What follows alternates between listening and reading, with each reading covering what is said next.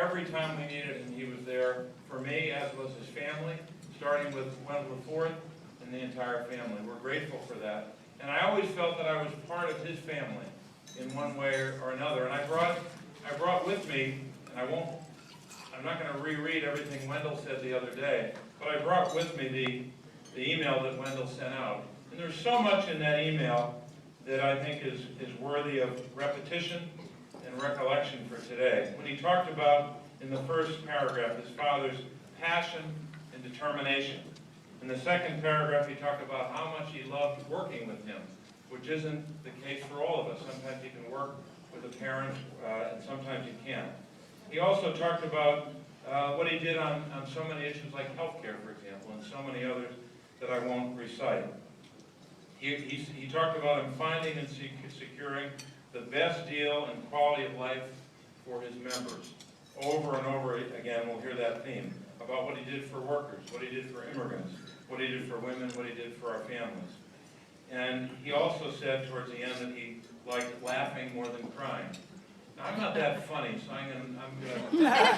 I approach this part of my remarks with great trepidation. But as I was thinking about it, and then, by the way, having this bookmark is so wonderful because I've always loved the Beatitudes as well. You don't have to necessarily be a Catholic to love them. They're kind of universal. But I think that Wendell, if he were here, because he was an honest man, he would say that he's batting almost 1,000 on the Beatitudes. Yeah. The only one that I think he might have had a little bit of trouble convincing us was that line, "Blessed are the meek, for they shall inherit the earth." I think in the eternal life which I know he is beginning to enjoy right now, I'm not sure if he'll inherit the earth. Because meek he was not. Thank God he was not meek. But I think one of the best lines in here, and we've heard it all of our lives in one way or another, no matter what religion, no matter what faith tradition we have, that line about, "Blessed are they who hunger and thirst for justice, for they shall be satisfied." In so many ways, his life was a hymn to justice.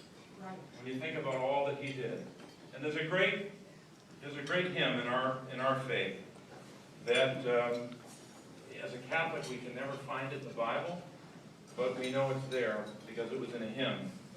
And the name of the hymn is "We Are Called." And the first line of that hymn goes something like this: "Come live in the light." And then it goes on to talk about being called to act with justice. We are called, and this is, I think, was about his whole life. We are called to act with justice. We are called to love tenderly. We're called to serve one another and to walk humbly with God. All of those parts, all of those four, I think, are a testament to Wendell Young's life. He did act with justice. He did love tenderly. God knows he served one another. He served everyone in this room in one way or another. And he did walk humbly with God. He was able to figure out a way to make his work, I should say, consistent with and connected to his faith. That's pretty hard to do, no matter what work that you do. And I also remember what he did in a very personal way for my father. One of the best memories I have of Wendell, maybe my first significant memory of him, I was about 23 years old.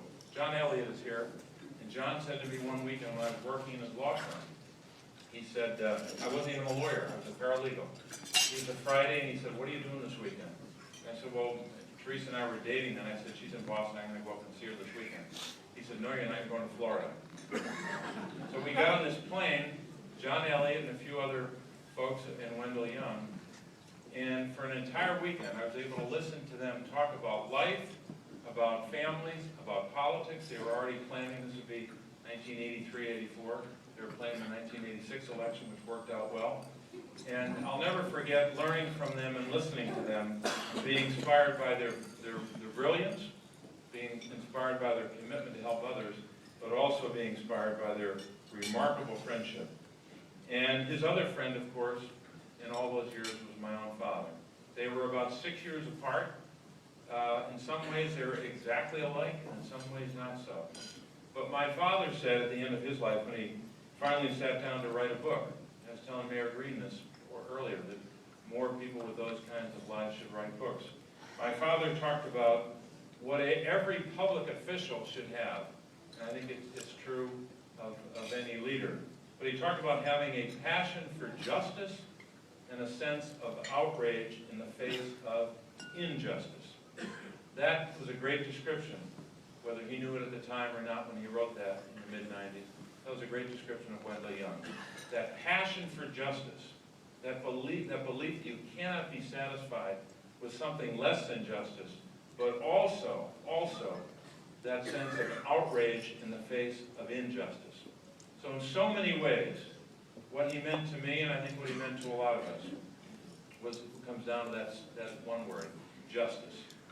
And if more of us, as citizens or as elected officials or business leaders, whatever we are, if more of us can follow that hymn that he, in one way or another, was singing every day, that he was called to act with justice, that he was called to love tenderly, that he was called to serve one another, and to walk humbly with God.